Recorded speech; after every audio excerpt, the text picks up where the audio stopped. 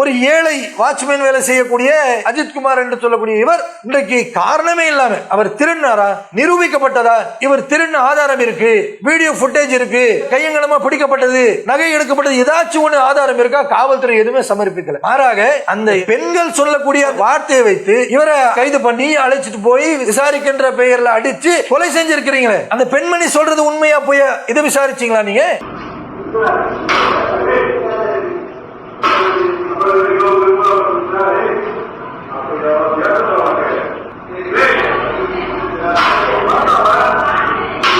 செய்தியும் சிந்தனையும் என்கின்ற இந்த நிகழ்ச்சியின் இன்றைய தினம் நாம் பார்க்கக்கூடிய செய்தி 2 நாட்களாகவே தமிழகத்தை தாண்டி நாடு முழுவதும் இன்றைக்கு பரவலாக ஒரு செய்தி பேசிக் கொண்டிருக்கிறார்கள். சிவகங்கை மாவட்டம் திருப்புவனம் என்று சொல்லக்கூடிய அந்த இடத்தில் பத்ரகாளியம்மன் கோவிலில் வாட்ச்மேன் வேலையாக பணிபுரியக்கூடிய 28 வயதான அஜித்குமார் என்கின்ற ஒரு நபர் இன்றைக்கு காவல்துறை விசாரணையில் மரணித்திருக்கிறார். காவல்துறை அவரை அடித்து கொலை செய்ததாக சொல்லக்கூடியதை பல செய்திகள் பார்க்கின்றோம். இன்னும் சில செய்திகள் காவல்துறையை அழைத்து செல்லும் பொழுது வலிப்பு வந்து கீழே விழுந்து மரணித்து விட்டார் என்று சொல்லக்கூடிய செய்திகளும் பார்க்க முடிகின்றது. இது எது உண்மை என்று பார்த்தால், இன்றைக்கு காவல்துறையை சேர்ந்த காவலர்கள் ஒருவேளை அவர்கள் அடிக்காமல் அவர் அழைத்து செல்லக்கூடிய இடத்துல வலிப்பு வந்து விழுந்திருந்தால் அவர்கள் மீது எந்த விதமான நடவடிக்கை இருந்திருக்காது. ஆனால் இந்த 2 செய்திகள் வந்து கொண்டிருக்கக்கூடிய இந்த நேரத்தில் தமிழ்நாட்டுடைய முதல்வர்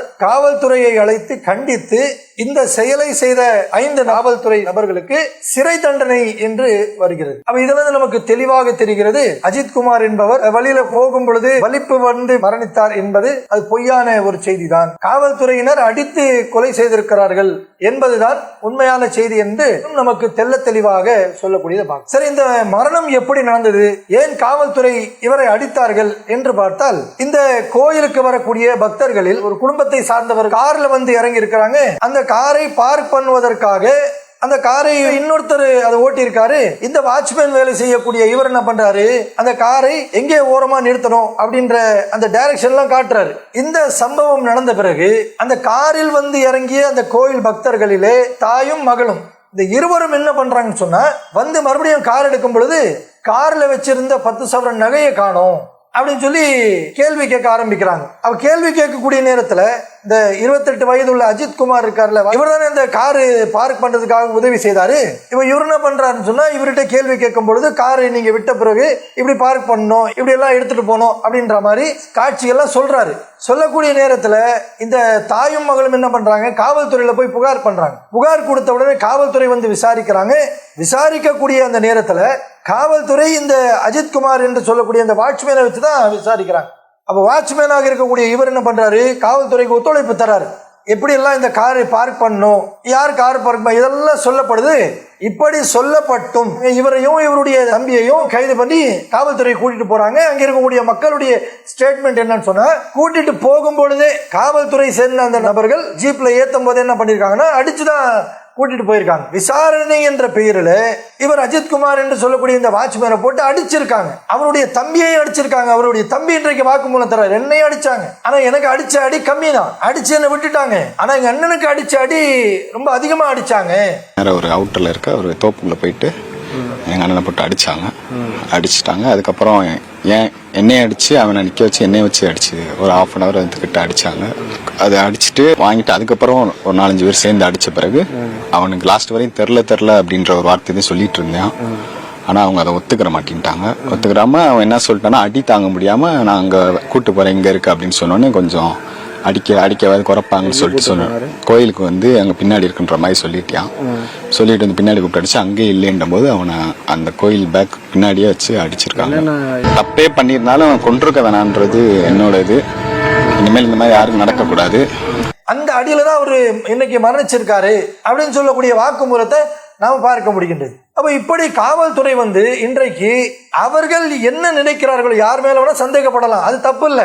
ஆனால் சந்தேகப்படக்கூடிய இவர்கள் விசாரிக்கும் பொழுது நாம சந்தேகப்படக்கூடிய இந்த செயலை இவர் செய்திருக்கிறாரா இல்லையான்னு சொல்லி ஊர்ஜிதப்படுத்தணும். ஆனா இவங்க என்ன பண்றாங்க, சந்தேகம் வந்துச்சுன்னா போதும், விசாரணை என்ற பேர்ல கேட்கறதுக்கு ஆள் இல்லை, இவர் யாரு, சாதாரண ஒரு அந்த கோயில் வாசல்ல நின்று வாட்ச்மேன் வேலை பண்றவர் தானே அப்படின்னு நினைச்சாங்களோ என்னன்னு தெரியல.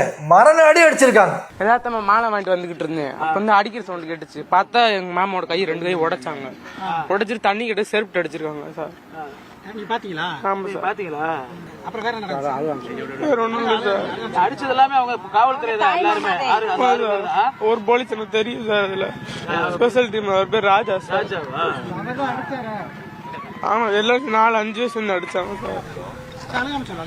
அடிச்சுட்டு என்ன வாக்குமூலம், அவருக்கு வலிப்பு வந்து விழுந்து செத்துட்டாரு அப்படின்னு சொல்றாங்க. நாம என்ன கேக்குறோம், வலிப்பு வந்து அவரு மரணத்தை சந்திச்சிருக்காரு வச்சுப்போமே ஒரு வாதத்துக்கு. மக்கள் இன்றைக்கு என்ன சொல்றாங்க, காவல்துறை அடித்த அடி அது தாங்க முடியாமதான் அவருக்கு அந்த வலிப்பு வந்தது, இந்த வலிப்பு வேதனை தாங்க முடியாம இன்றைக்கு உயிர் பிரிஞ்சிருச்சு அப்படின்னு. அப்ப இந்த காவல்துறைக்கு விசாரிக்கும் பொழுது ஒருத்தரை சந்தேகப்பட்டு அழைத்து கொண்டு எப்படி அடிக்கலாம், இந்த அதிகாரத்தை யார் கொடுத்தா? காவல்துறைக்கு அரசாங்கம் யாரை வேணாலும் சந்தேகப்பட்டு அடிக்கலாம், கொலை செய்யக்கூடிய அளவிற்கு நீங்க அடிக்கலாம் அப்படின்னு சொல்லக்கூடிய அளவிற்கு ஏதாச்சும் ஒரு அதிகாரத்தை கொடுத்திருக்கிறீங்களா?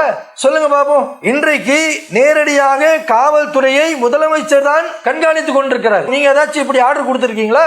என் ஆட்சியில யாரோட நீ சந்தேகப்படுறவங்களை கூட்டிட்டு வந்து கேள்வி மேல கேள்வி கேட்டு அடி அடின்னு அடி அப்படின்னு சொல்லி ஏதாச்சும் நீங்க ஆர்டர் கொடுத்திருக்கீங்களா? அப்படி கொடுத்திருந்தா சொல்லுங்க, நாங்க அதற்கு நம்ம சில கேள்விகள் கேட்கிறோம். இதே கொரோனா காலத்துல சாத்தான்குளம் என்று சொல்லக்கூடிய பகுதியில தந்தையும் மகனும் ஒரு மளிகை கடை வைக்கக்கூடிய அவர்கள் குறிப்பிட்ட நேரம் கொடுத்திருந்தாங்களே கொரோனா காலத்துல, இந்த நேரத்துல கடையை திறந்து இந்த நேரத்துல கடையை மூடணும்னு சொல்லி. அப்படி கொடுத்த அந்த நேரத்தை சற்று தாமதப்படுத்திட்டாங்க கடை மூடுறதுக்கு. இன்றைக்கு ஆளக்கூடிய திமுக வந்து அன்றைக்கு எதிர்கட்சியாக இருந்தாங்க. அப்படி அவர்களை அழைத்து சென்று காவல்துறையில விசாரித்தவங்க தந்தையும் மகனும் விசாரிக்கக்கூடிய அந்த நேரத்தில் காவல்துறை அடி தாங்க முடியாம அவங்க மரணிச்சாங்க. அந்த வழக்கு அன்றைக்கு எதிர்கட்சியாக இருந்த திமுக எப்படிப்பட்ட ஒரு செயலாக பார்த்தாங்க, எப்படி மக்கள் மத்தியில கொண்டு போனாங்க, இதை வன்மையாக கண்டித்தீங்களா இல்லையா?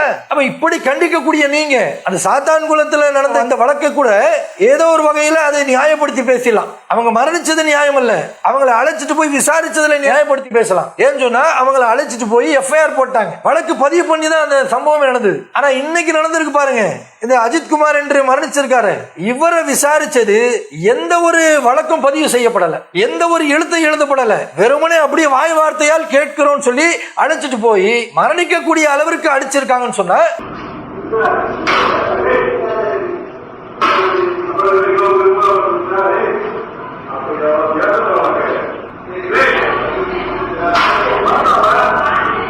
அநியாயமாக இப்படி உயிர் போகக்கூடிய இந்த செயல்களை எந்த ஒரு மக்களும் அதை ஏற்றுக்கொள்ள மாட்டாங்க. காவல்துறை அழைத்துட்டு போய் விசாரணை என்ற பெயர்ல கொலை செய்வது என்பது தொடர்ச்சியாக நம்முடைய தமிழ்நாட்டில் நடந்து கொண்டிருக்கக்கூடிய காட்சிகளை தான் நாம பார்த்துக்கிட்டு இருக்கோம். எந்த அளவிற்குன்னு சொன்னா 2021 இருந்து நமக்கு ஒரு பட்டியல் சொல்றோம் பாருங்க. 2021 நகை திருட்டு வழக்குன்னு சொல்லி சீர்காழியை சேர்ந்த 2 நபர்கள் சத்தியவானன், அப்துல் மஜீத், இந்த 2 பேரை போலீஸ் கூட்டிட்டு போறாங்க, காவல் நிலையத்தை வைத்து அவங்களை விசாரிக்கிறாங்க. அதுல விசாரணையில அடிச்சு இந்த 2 நபர்கள் சத்தியவானன் என்று சொல்லக்கூடியவர் நாட்டிலே அவர் மரணிக்கிறார். அதே 2021 பார்த்தோம் சொன்னா பரமத்தி வேலூர் என்று சொல்லக்கூடிய ஒரு பகுதியில இதே போன்ற ஒரு மரணம். அதே 21 பார்த்தோம் சொன்னா ராமநாதத்துல மணிகண்டன் என்று சொல்லக்கூடிய ஒருத்தருடைய மரணம். தர்மபுரியில 2022 பிரபாகரன் என்று சொல்லக்கூடியவருடைய மரணம் இதே காவல்துறையில லாக்அப்ல. அதே 22 பார்த்தோம் சொன்னா சென்னை தலைமை செயலகம் காலனி என்று சொல்லக்கூடிய அந்த இடத்துல விக்னேஷ் என்பவர் 25 வயதுள்ள அந்த நபரும் இது போன்ற லாக்அப் மரணத்தை நம்ம பார்க்கிறோம். 22 திருவண்ணாமலையில் தங்கமணி என்று சொல்லக்கூடியவர், 22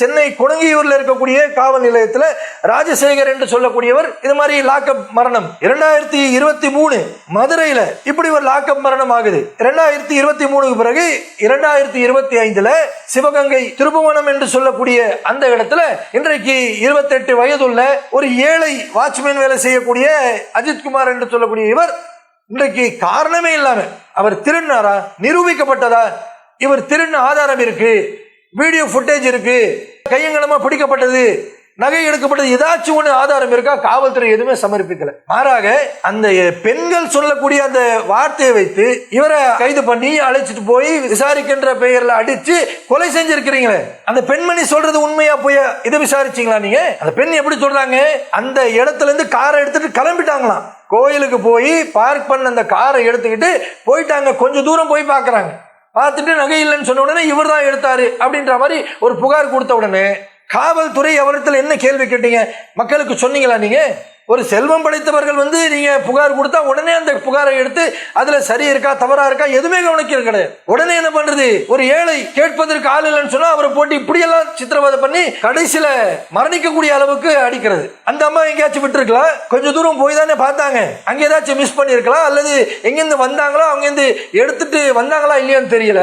இதெல்லாம் காவல்துறை விசாரிக்கணும்ல.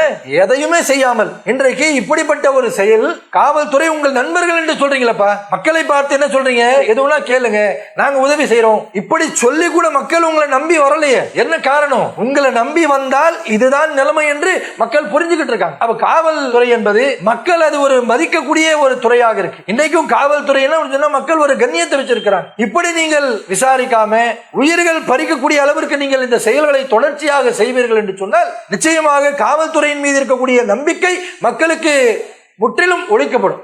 நம்பிக்கை வைக்க மாட்டாங்க மக்கள். நம்பிக்கை போயிடுச்சுன்னு சொன்னா நாளைக்கு நீங்க மக்களை நோக்கி வரவே முடியாது, எந்த ஒரு பிரச்சனைக்கும் உங்களை அழைக்கவும் மாட்டாங்க. அவ இதை நாட்டை ஆளக்கூடிய அரசாங்கம் கவனிக்கணும். எப்படி எதிர்கட்சியாக இருக்கக்கூடிய நேரத்தில் அந்த சாத்தான்குளத்தில் இந்த இரட்டை கொலை காவல்துறை சார்பாக நடந்தது, அந்த விசாரணை இல்லை, அந்த நேரத்தில் நீங்க எதிர்கட்சியாக இருந்து எப்படி நீங்க உங்க குரல் கொடுத்து அதற்காக ஒரு நீதி பெறணும்னு சொல்லி போராடினீங்களோ அதே செயலோடு அதே சிந்தனையோடு கூடுதல் கவனம் செலுத்தணும். இன்னைக்கு ஆட்சி அதிகாரம் உங்ககிட்ட இருக்கு, நீங்க நினைச்சா இது போன்ற செயல்களை உடனடியாக தடுத்து நிறுத்தலாம். அப்படிப்பட்ட ஒரு சட்டத்தை கொண்டு வாங்க. அப்ப அரசாங்கத்தில் நம்ம கோரிக்கை வைக்கிறோம். என்ன கோரிக்கை, ஆளுங்கட்சியாக இருக்கிறீர்கள், உங்களிடத்தில் அதிகாரம் இருக்கிறது.